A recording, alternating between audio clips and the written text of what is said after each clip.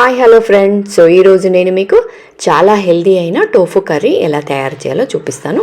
ఇది నేను మా పిల్లల లంచ్ బాక్స్ కోసం చేశానండి. సో రెగ్యులర్గా పన్నీర్ ఆలు అలా కాకుండా ఒకసారి ఇలా టోఫు కర్రీ కూడా చేసి పెట్టండి. చాలా హెల్దీ అండి అండ్ చాలా టేస్టీగా కూడా చేసుకోవచ్చు. సో దీని ప్రాసెస్లోకి వెళ్తే ఇక్కడ నేను స్టవ్ మీద కడాయి పెట్టుకొని అందులో కొద్దిగా ఆయిల్ వేసుకొని ఆనియన్స్ సన్నగా కట్ చేసుకున్న ఆనియన్స్ కూడా వేసి దాంట్లో కొద్దిగా పసుపు వేసి 1 నిమిషం పాటు ఆనియన్స్ మంచిగా ఫ్రై అవ్వనిద్దాము. ఇలా మంచిగా ఫ్రై అయిన తర్వాత ఇందులో కొద్దిగా మెంతెం కూర వేస్తున్నానండి. కొంచెం మెంతెం కూర వేస్తే మనకు ఆ ఫ్లేవర్ అనేది చాలా బాగుంటుంది. సో అందుకని కొద్దిగా మెంతెం కూర కూడా వేసి అది కూడా మంచిగా ఉడికేంత వరకు ఉడికించుకుందాం. ఇక్కడ నేను మూత పెట్టకుండానే ఉడికిస్తున్నాను. అలా 1 నిమిషం పాటు ఉడికించండి.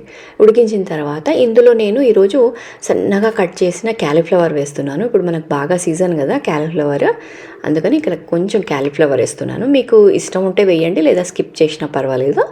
సో ఇలా సన్నగా కట్ చేసుకోండి క్యాలీఫ్లవర్ని. ఇది కూడా వేసేసుకొని దీంట్లో కొద్దిగా ఉప్పు వేసుకుంటే మనకి తొందరగా ఉడికిపోతుంది క్యాలీఫ్లవర్. అందుకని కొద్దిగా ఉప్పు కూడా వేసేసి మూత పెట్టుకొని మంచిగా క్యాలీఫ్లవర్ ఉడికేంత వరకు ఉడికించుకోండి. మధ్య మధ్యలో కలుపుతూ ఉండండి, మాడిపోకుండా ఉంటుంది. సో చూసారు కదా, ఇక్కడ నాకు క్యాలీఫ్లవర్ మంచిగా ఉడికిపోయింది. ఇప్పుడు ఈ క్యాలీఫ్లవర్ ఉడికిన తర్వాత ఇప్పుడు సన్నగా కట్ చేసుకున్న టోఫు, ఈ టోఫును కూడా మీరు సన్నగా కట్ చేసుకోండి.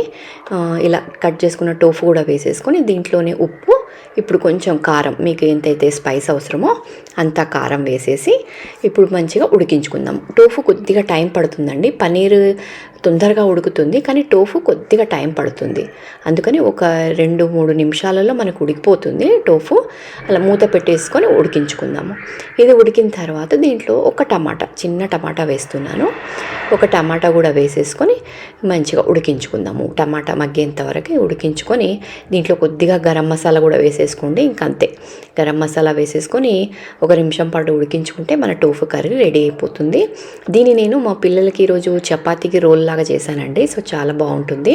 సో డెఫినెట్గా ట్రై చేయండి. ఈ కర్రీని నేను బ్రెడ్లో కూడా పెట్టేసి బ్రెడ్ శాండ్విచ్ చేసి ఇచ్చేసాను మార్నింగ్.